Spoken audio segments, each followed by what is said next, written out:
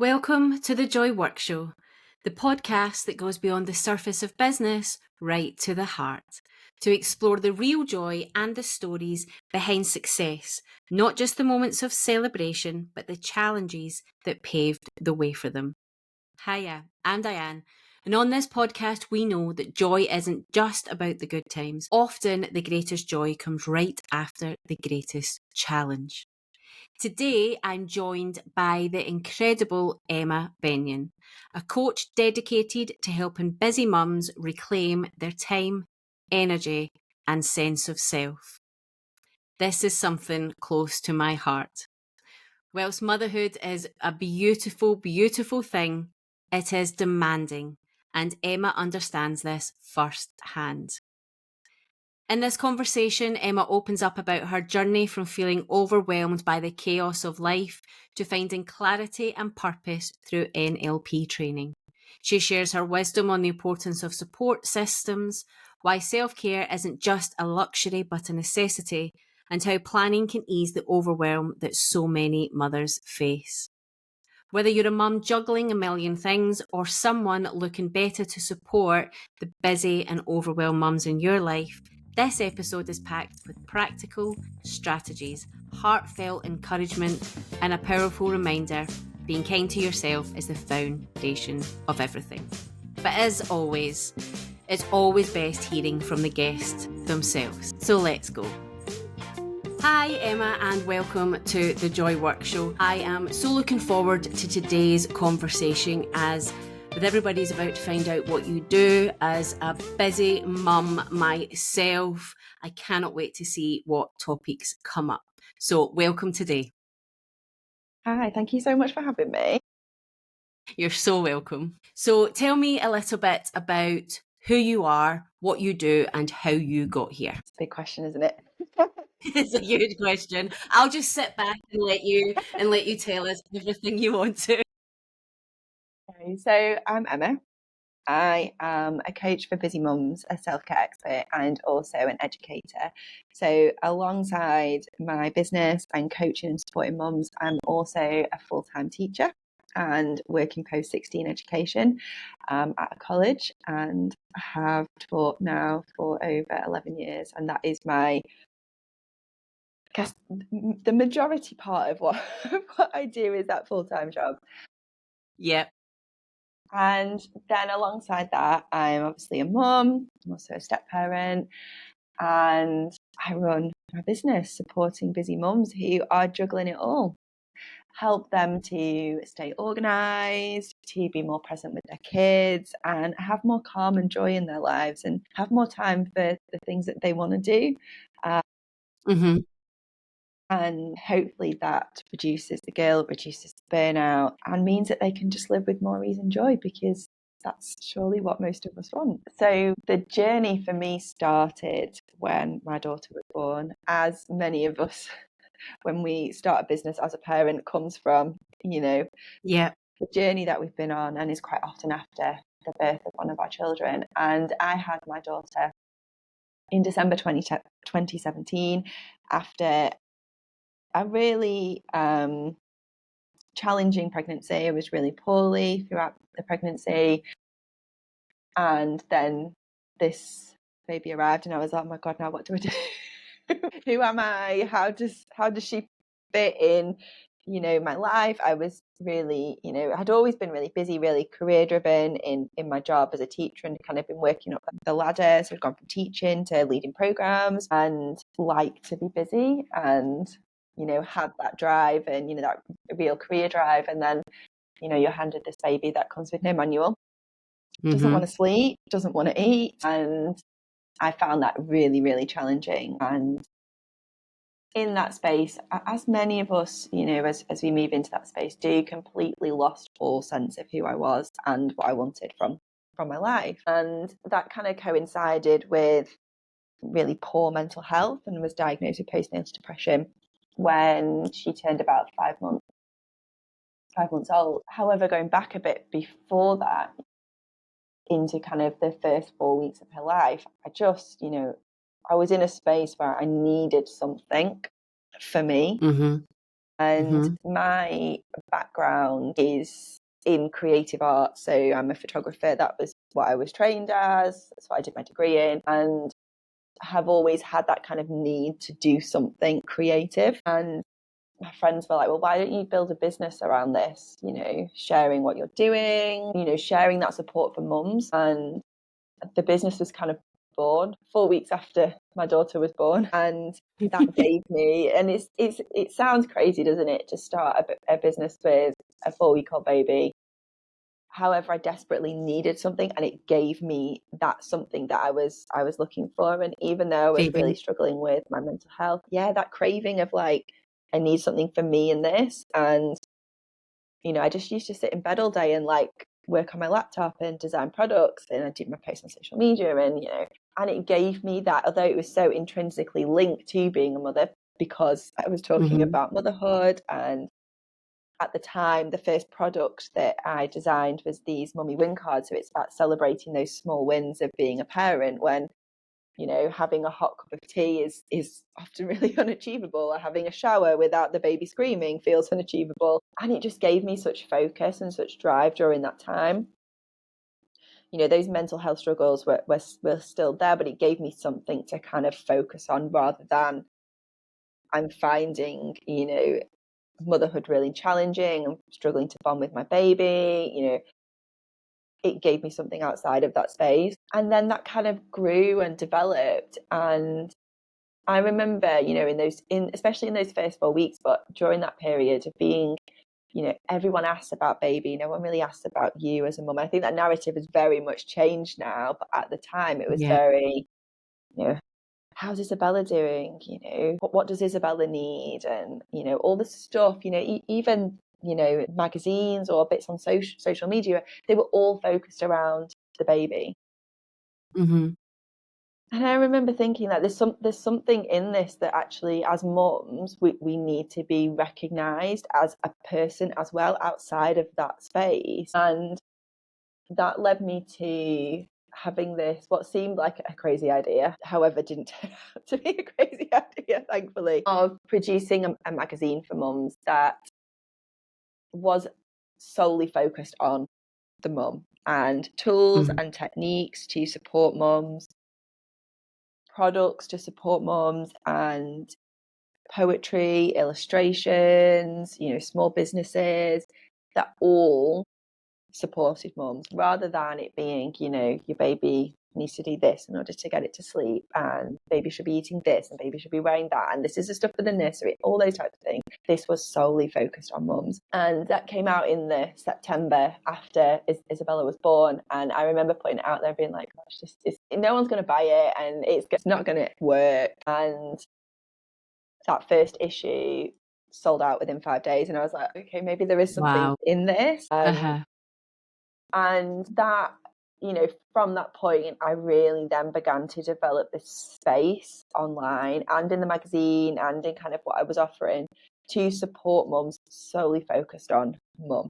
You know, it's so intrinsically linked, isn't it? However, what I felt we needed as mums was this space just for us. And the magazine really then became this self-care tool for mums to take time for themselves. And because of how it was designed and created, you know, it meant that mums could dip in and dip out. You know, the articles were really short, you know, a couple of minutes per each to read. And it was A5 size, perfect to fit in the baby changing bag or just to leave in the car. So it had all those kind of, I guess, design elements that made it perfect for mums to be able to access, because it was designed by a mum who was struggling with the same things.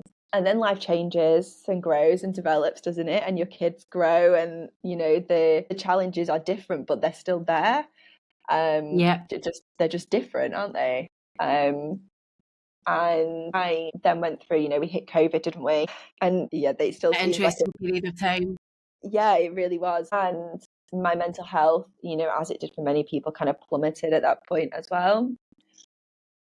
And I had from a conversation with a coach that I was working with at the time, and she was like, well, why don't you go and do some NLP training? You know, it's really helped this person that I know with their anxiety, and, you know, maybe it would be really beneficial for you as well. And so, you know, being someone who works in education but then hasn't done any sort of training like that for a really long time, it was quite scary, as well as just coming out of COVID.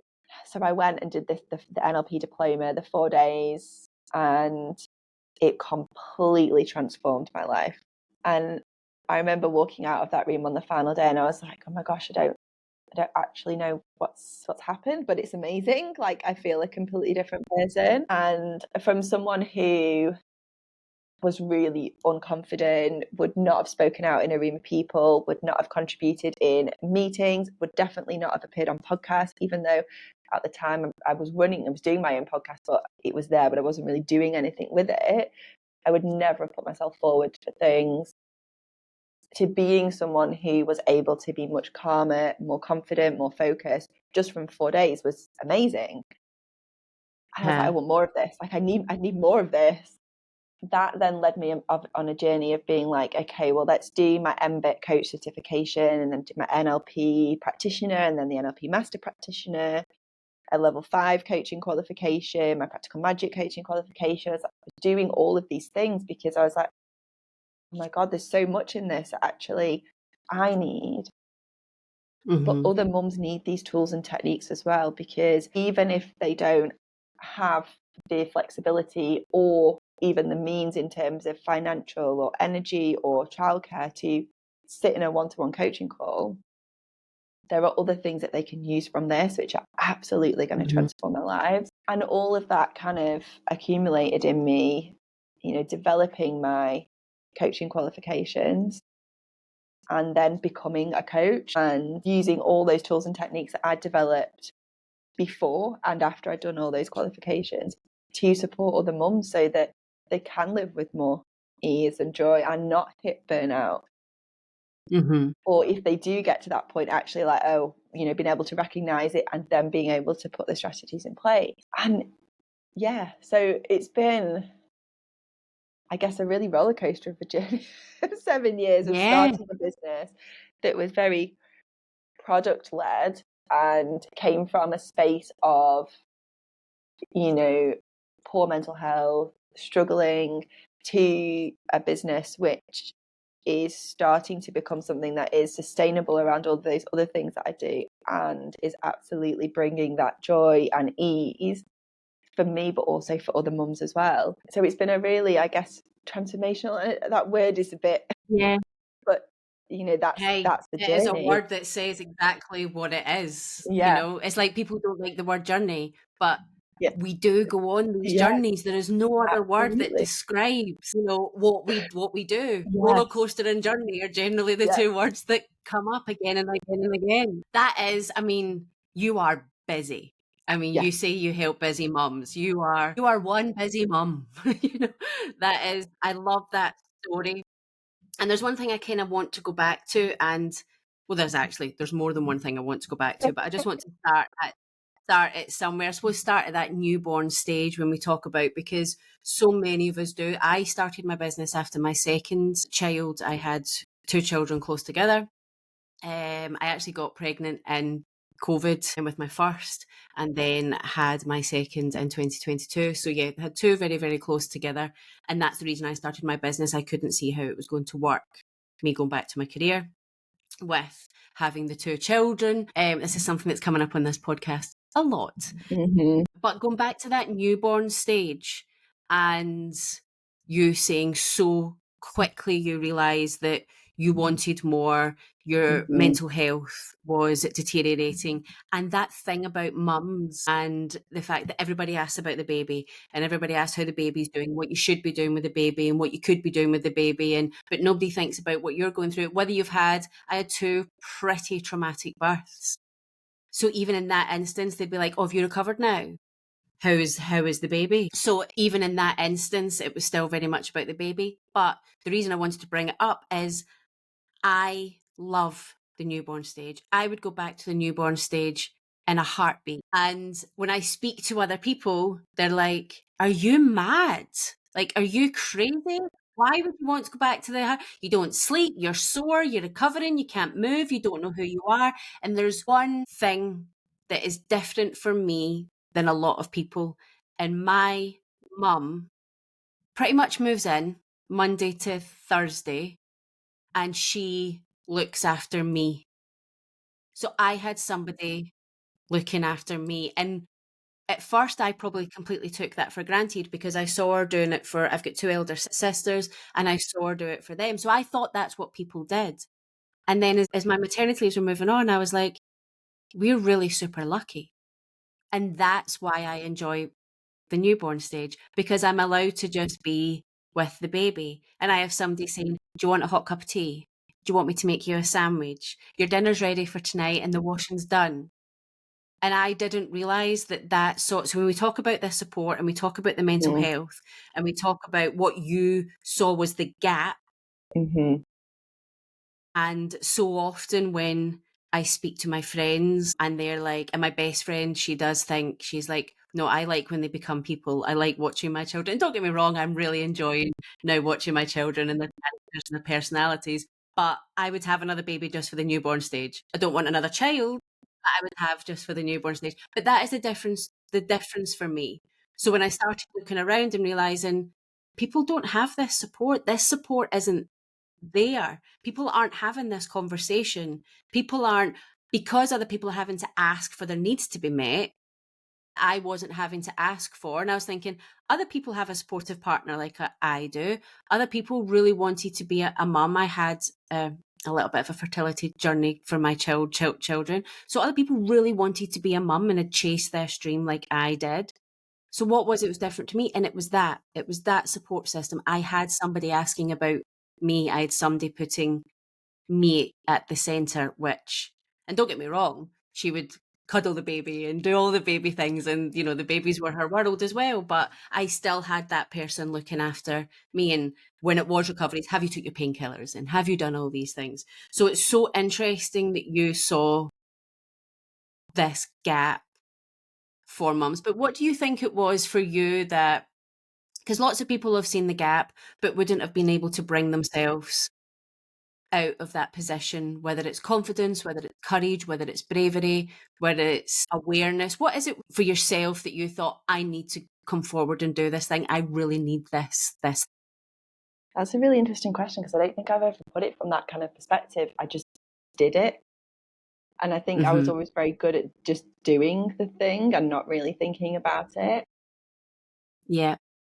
I think it was just that craving for there's got to be another way to do this. And I couldn't find that anywhere that I looked. I think we're in a space now where actually there are so many incredible people doing that and supporting mums in so many different ways. And that those conversations are happening around, you know, maternal mental health, paternal mental health. You know, I watched I'm a Celeb the other night and they were talking about it on there, and I know, it was amazing. I know, I saw that clip. It was. We had to pause it because then we started having a conversation about our experiences. And I think it's so interesting, isn't it? Because I remember going into the pregnancy and those early days of motherhood, seeing people who had had this glowing pregnancy and everything was amazing. But the reality for me was not that. It was horrible. It was awful. And then realizing that actually you do have the skills, or you can learn the skills to support mums in a way that actually is something that you need. And I don't think it was even a conscious decision. It was just, I'm going to do this. And if it works, great. And if it doesn't, then I tried and I've learned something along the way. And I think that maternity leave, because there wasn't, you know, I had the time because I wasn't working full time and I needed the outlet to do something creative that actually it gave me those things that I needed. And then obviously in turn, you know, supported thousands and thousands of other mums as well. Maybe it was more of an instinctive, like, I'm going to do this, and that support needs to come from somewhere, and why don't I just create that space? Yeah. I mean, it's absolutely brilliant. And there's so many people who have been teachers are still in the teaching space, or who have been teachers that then go into the business world. But what I see their approach different to either somebody who comes from corporate or somebody who is a creative person that maybe neither have been in any spaces, but they're now coming and wanting to do their own things. What I see that they bring is this structure and this ability to bring people together, because that's what you have been used to doing. And you've been used to dealing with groups of people and kind of really understanding what they need, and whether that's the way that teacher training is done or what you're learning on the job. And the one thing that keeps coming up when you're talking is you keep talking about tools, techniques, and strategies. And what's really interesting and what I love is that the most successful people, business people, life people, people who have changed their lives, people who have done extraordinary things, they put it down to techniques. They put it down to simple things that they can achieve and they can do on a daily basis. You know, we often hear the 1% thing that we can do, the changes. That's how I work with my clients. I really simplify things and we talk about the small changes, whereas they think they're going to work with me and I'm going to talk about huge things and make them make huge changes. But it's not. We all need this toolbox, this arsenal of things that we can go to and pick on the things that we need. Do you think that's what the NLP kind of gave you a little bit more of, to kind of go deeper with mums, with people, to kind of have this really strong toolbox? Yeah, absolutely. And I think, NLP or MBIT or practical magic or any of the other coaching modalities or, tools, processes, whatever word you want to attach to them, there are so many incredible ways out there that can literally just be life-changing, even in 5-10 minutes.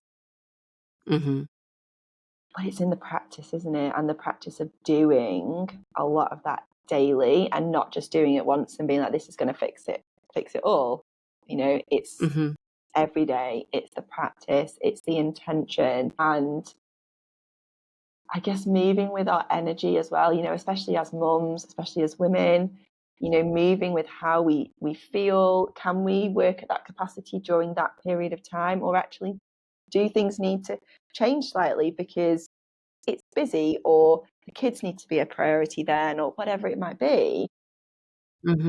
I think having the, inner knowing, inner coach that comes with having those tools and techniques, even when things are rubbish and things aren't going your way and you've not had much sleep because the kids got up at 4:15 in the morning and decided it was a good idea to colour, or whatever it might be. As was my, I think, Wednesday morning this week. Like, why are you colouring? Like, it's sleep. At least you weren't singing. We can, at least you were quiet, I guess, to a certain extent. But coming at those things with much more ease and knowing that actually, even on maybe that specific day, you just can't, because life is just what it is. Actually, underneath all that, that you have those tools and techniques and you can pick them up when you need. I think a lot of it is acknowledging that you are human, and that actually you have good days and you have bad days and things aren't going to be amazing all of the time, and that there's always work to do to grow, and it is a journey, but that journey doesn't come without, I'm going to use all those words that we talked about before, but the journey doesn't come without those highs and lows. That's part of life. And I think the biggest learning for me, which, is always something that I try to bring to how I work with my clients and in everything that I do, is that if we can just navigate all of those things with much more ease, life is going to be so much better. Not constantly sitting in the negative and the shit. Actually, we can do that for a bit and that's okay, because it's absolutely okay to have a rant and a moan, absolutely, but we don't stay in that space. And I think those tools and techniques, in whatever capacity it is and however that looks, is absolutely key to helping us do that in our businesses and also as parents as well. Absolutely. I mean, there's so many of those transferable things when you start when you start looking at strategies you can use, when you start looking at tools that you can use, that absolutely, because in both of my parenting half and my business half of my life, it's that awareness and that realization at first that you're like, okay, I'm perhaps not coping as well as I feel that I am. So what can I do? Where can I? And it's about coming, quite often for me, it's about coming back to be present. And Mm-hmm. I've had to work really, really hard this year. So I started my business September 2023, and I've had to work really, really hard this year to think about the business person I wanted to be, the entrepreneur I wanted to be, and the mum I wanted to be, and what that looked like. And it's like you say, it's a journey. It's never going to be done. It's never going to be finished. I'm never going to be like, right, that's okay. I've cracked it. I've cracked it, everybody. I can move on now, because life doesn't work that way. And when it's really challenging times, I have to bring myself back to awareness and being present and just being in that moment, because in that moment, it might be that my children are the most important thing, but then there's also moments when my business is the most important thing. And then we get those little glimmers in the week where maybe I am the most important thing. So it's just about being present at that time, and then having all these other, and things for me are like gratitude and, being thankful for the hot cup of tea I got to drink before I came on and did this podcast, and things like that, because we're just so busy chasing the next thing, doing the next thing, working on the to-do list. Whereas you realise if the to-do list is never going to be complete, stop trying to chase the end of it and just realise that it's a tool there to help you decide what's the most important thing, then perspectives change slightly. So what is it you find that when people are coming and wanting to work with you, what are the biggest things that they're struggling with? What do when these mums come and find you and say, Emma, you're exactly what I'm looking for, what's that first conversation like with them? So often that first conversation is about being busy, being overwhelmed, exhausted, wanting to make time for themselves. And I think, the self-care piece is really complex, isn't it? Because it can often come with so many negative connotations of, it's got to be this amount of money and it's got to be this amount of time. It needs to be away from your kids and it should be this and it should be that. And I think we all understand, we all know why we need to take care of ourselves, especially as parents and as business owners too. However, I think often we have this perspective of being all of those things that are really hard and complicated and add so many barriers to us actually just doing the thing. So we'll spend quite a lot of time with clients kind of unpicking that and their barriers to self-care, and then bringing in those simple practices that they can bring in to support themselves, as well as really trying to look at the bigger picture in terms of, and I don't mean the bigger picture in terms of years or, necessarily even months, like looking at the bigger picture right now in terms of all of the things that are happening in their life and how we might put a structure and a plan in place to support them to do that.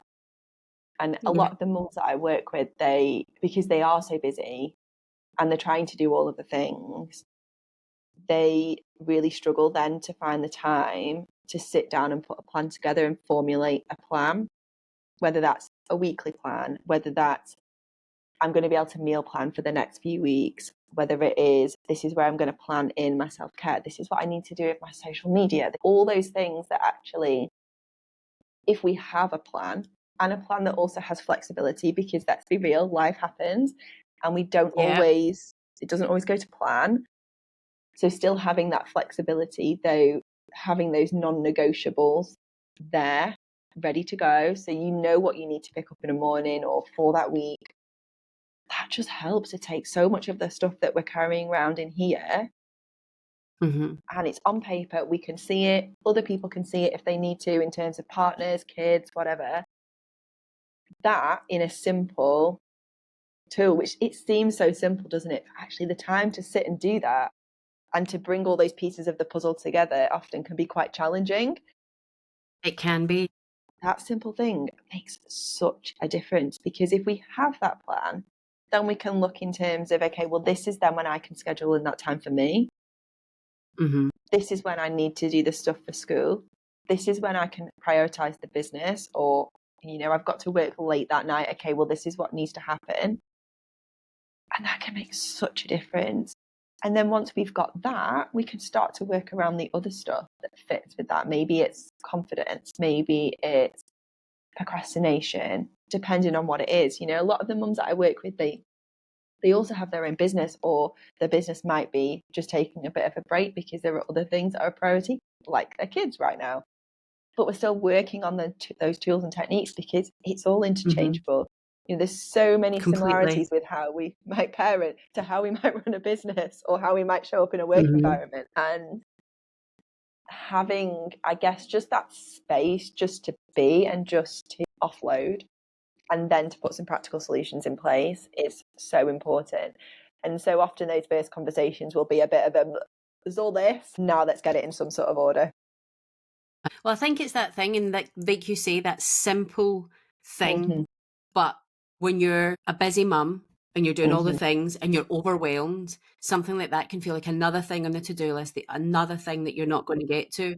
But I know when I kind of addressed it at the start of this year, because I was like, I need to start looking after myself. I can feel the kind of burnout beginning to show, and there was things that were important to me that I weren't doing. So I really wanted to start exercising and moving more. I really wanted to start looking after my nutrition a little bit better, but I needed the time and space to do that. But when I sat down and thought about what that could look like and what a plan could look like, and actually she's actually been on this podcast, Ro from the She Collective, when I found that, and I could realize that I could fit exercise in really easily, because so often for mums, it's not, we don't want to get away from our children. It's not that escaping that we need the support to do the things that we want alongside. You know, yes, it's lovely to get a night off. Yes, it's lovely to go for a night away and things, or a spa day if that is your thing. But so often we're told that's what self-care is, where actually we need the implementable everyday things. So now it's a non-negotiable in this house that I get up at 6 o'clock in the morning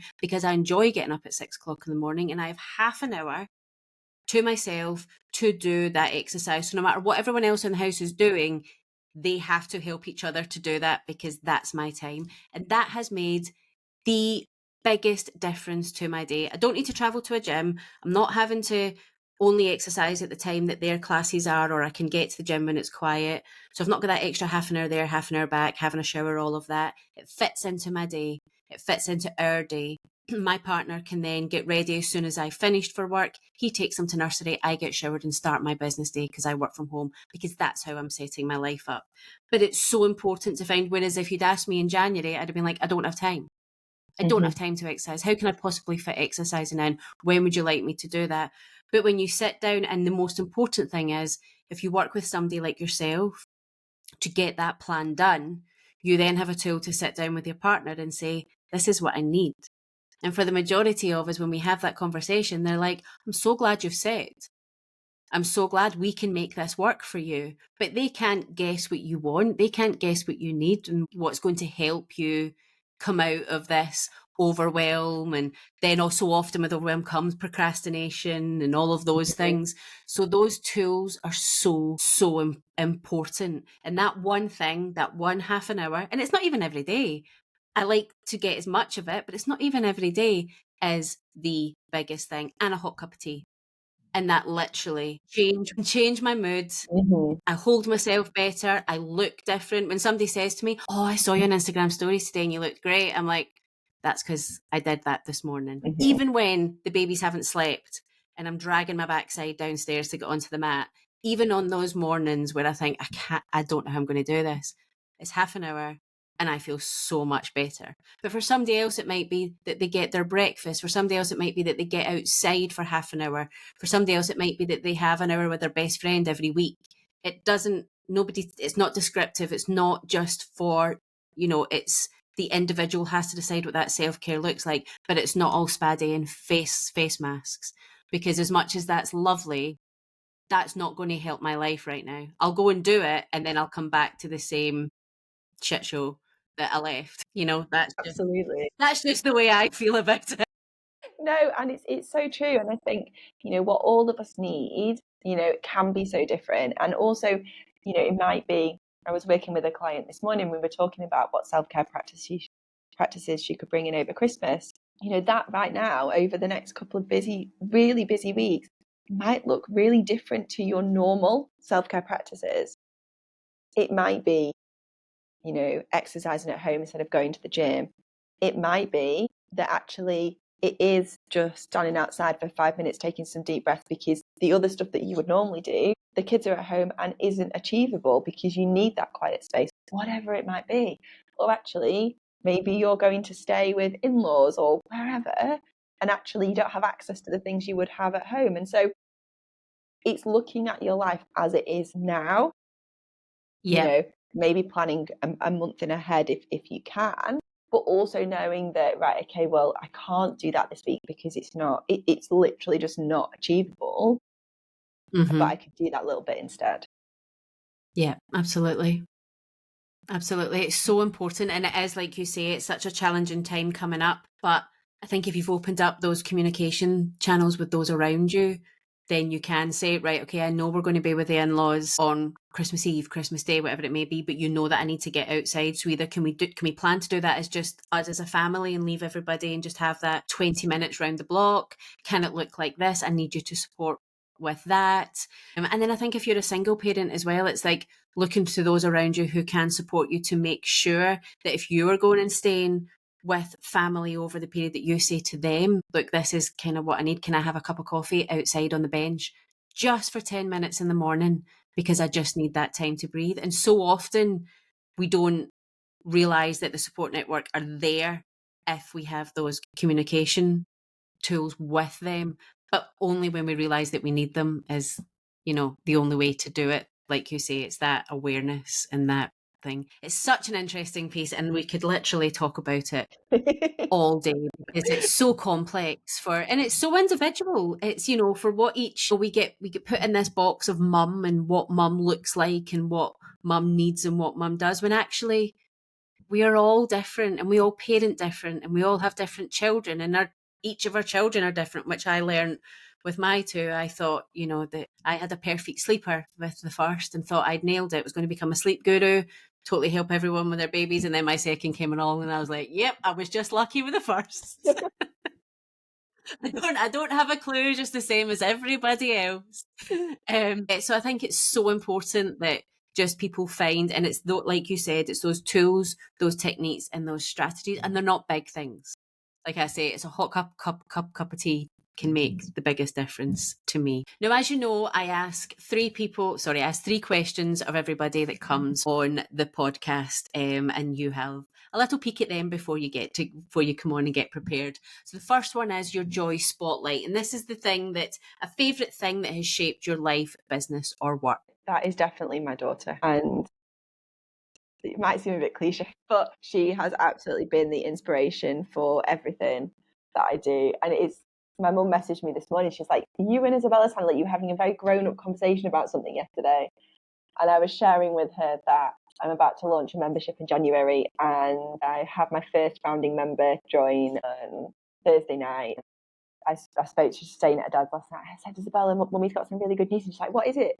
I was like, so somebody's joined Mummy's membership, the first page. And she's like, oh God, Mummy, that's amazing. And that she's 6, she doesn't understand all the intricacies of that. However, she was so ecstatic for me.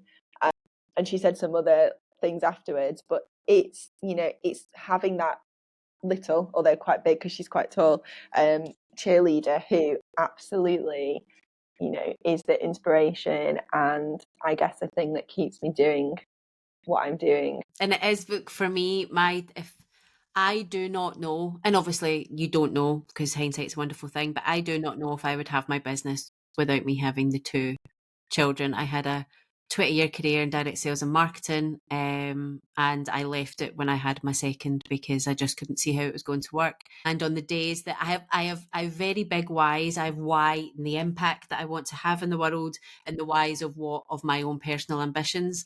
But ultimately, when the days where I have doubt and don't know how I'm going to do it, and I'm sitting at my desk thinking I can't see a way through, I look at a picture of the girls and think they are why I'm doing it, because I can be here, because I want to be there for the time of year we're at, the nativity plays. I want to be there to pick them up when they need picked up, but I also want them to see Mummy work hard and believe in something, and for them to see that life doesn't have to be what is prescribed to them, that they can have something really, really different. And it might sound cliche and it might sound, but I really, as I said, I don't mind the word journey. Cliches are often the best things. The cheesier things are normally the things that we enjoy and the things that work. Mm-hmm. And they are ultimately my why, because on the days where I want to give up, it's them that make me realize I don't. Whereas the impact and everything else, that comes when I'm doing the work. That makes me realize why I'm doing the work, when I'm, all of those types of things, helping people, that type of thing. But ultimately, it's for them. So I completely understand that. So the second one is inspired by joy. So a person or a book or anything like that that has inspired you, a mentor. So for me, and I've been asked this question in different kind of formats at different times, it's always my granddad. So when I started college, he bought me my first camera to do my photography course, paid for trips, and was always the biggest inspiration in terms of just trusting your heart and trusting your gut and doing what you felt was right and true for you. So yeah, my granddad. I love that. And what so often comes up when people pick a person for this is it's somebody that believed in them. Mm-hmm. And ultimately, buying a camera is the Mm-hmm. greatest form of, this Mm-hmm. is something you love. I believe that you can do it. So here Mm-hmm. is a tool to help you do that. Mm-hmm. And it's such a beautiful thing. And I'm so lucky when people share on here, because that belief in you can make Mm-hmm. the biggest difference in your life, whether it comes as a Really. child, whether it comes as an adult. It's quite often an individual's belief in you that can literally change the trajectory of the rest of your life. And yeah, so I absolutely love that. What a beautiful story to get you. And that creativity that then came back to you as well in that maternity leave, that's brilliant. And the joy killer, what is the one thing that you would like to see gone from the world? When you asked me this question in the thing, I was like, what is it that I don't that I don't realize? And do you know what I think?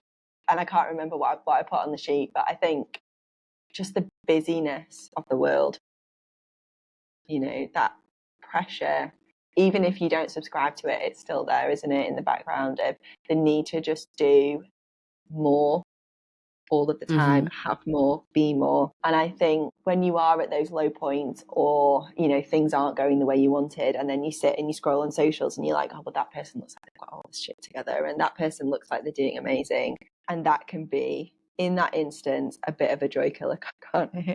Massively. And then I Massively. And I think, think on you go.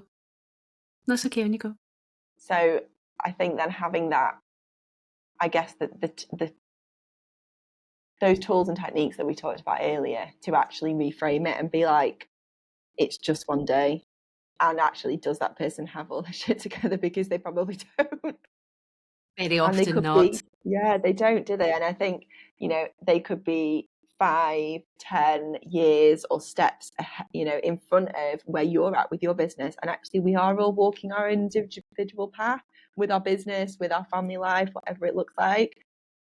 That's So I it. think in that instance of being like, maybe frustrated or annoyed or like sad or whatever the emotion might be, and then actually being like, actually no, get back in your own lane, this is where you're at, this is what you're really grateful for, they're doing where they're at, and that's absolutely fine. And it's this comparisonitis that I am so terrible for. One, I have bad Mm-hmm. comparisonitis, and two, I put people on pedestals that they really don't Mm-hmm.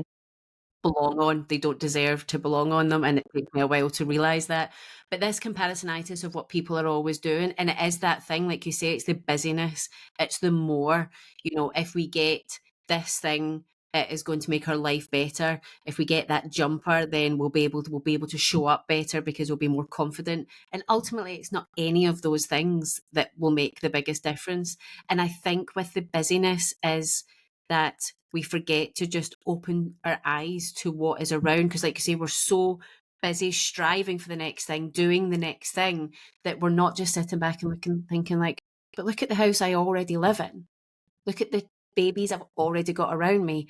look at the things that I already have without me. And yes, I can set goals for what I want that to look like, but are the things that I'm striving for, are they actually the important things, or is there another way to look at it? And with the busyness, you know, when you think about, like, why my partner, my friends always laugh at me that if somebody doesn't hold the door open for me in a shop or something like that, and I'm like, oh, you're so busy. You're so busy, you just couldn't halt for 2 seconds more to say, there you go. Particularly when I had the babies, particularly when I had a double pram and those things, you know? And I just think with that busyness comes that. And it's not that people are unkind and they don't care, but they're that busy, they can't see what's in front of them. It's where road rage comes from. It's where frustrating standing in a queue. It's that thing that you get so angry when your jumper gets caught on the hook of a door, you know, and the handle. It's that busyness because you think, I've not got time for this. I need to be moved. I need to do that. And that anger. Whereas actually, if you were just like, I'm going to give myself 5 minutes more at the post office, right? I know it's going to be, it's a Saturday afternoon, peak shopping time. I know it's going to take me 25 minutes longer. So I'm going to give myself 25 minutes longer. And it's so difficult when you have kids and you're busy and they have got places they need to be and you need to be. But if we just stopped for a second, and I'm saying this like I do all of this and I absolutely don't, but I like to be reminded, and I like to be reminded of those things. And we also do not know what other people are going through. So when you think that they're behaving badly, you've got no idea.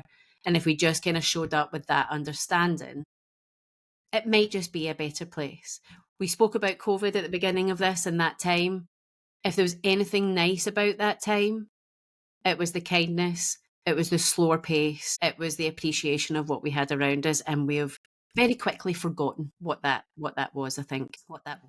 So if people do want to come and find you, find out more about you, come into your world, work with you, where can they come and find you, Emma? So I am over on social media on Facebook and Instagram at emmabenyon.coach, and my website is emmabenyoncoaching.co.uk, and you can also find me over on the Self-Care and Motherhood Edit podcast as well. Wonderful. Now, before I let you go and get on with the rest of your Saturday, because we are recording this on a Saturday morning, as busy mums have to fit it in when we can, what joy do you want to leave behind? Joy do I want? I guess as we head into this busy period, the joy that I would like to leave behind is for those busy mums out there who are juggling it all, just to remember to turn that kindness and compassion back on yourself as you do so willingly to others, to your children, you know, as you cheerlead them on in this period, you know, for nativities, whether they're reading at church or at school, bring that back on yourself as well. And that will ultimately bring so much more joy in at this time of year. Thank you so much, Emma. There's so much that people can take from this, and I can't wait to see what you do next. Thank you for your time today. Thank you. Well, wasn't that a conversation? I hope you enjoyed learning about Emma as much as I did. Emma shared so many golden nuggets about motherhood, self-care, and how transformative planning and support systems can be. But as always, here are my 3 takeaways from today's episode.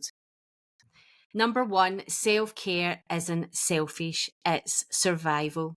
Emma's reminder to prioritise your needs is a game changer, especially for anyone, not just mothers, but anybody balancing a million demands.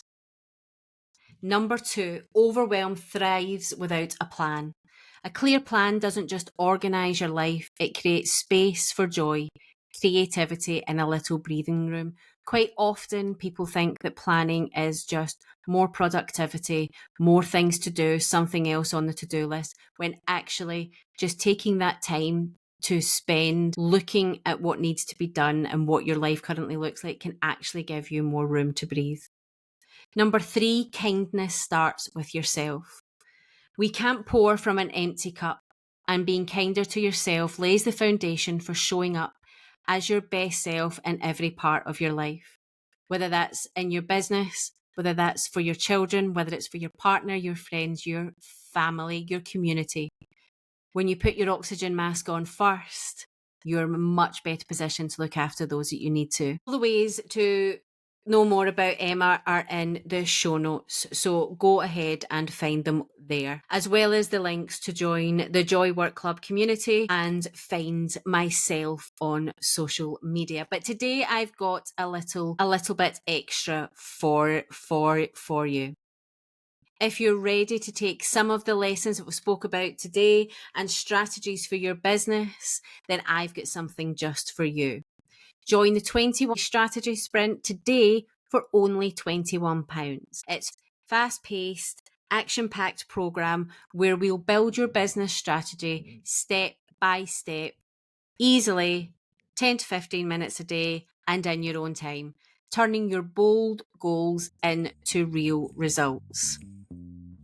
Head to the show notes and click the link to grab your spot now. You do not want to miss this. As always, if you enjoyed the podcast today, please like, follow and share. It really does help us get out there and for more people to find the Joy Work Show. Thank you for tuning in to us today. Until next time, keep showing up, keep planning, and most of all, keep chasing joy.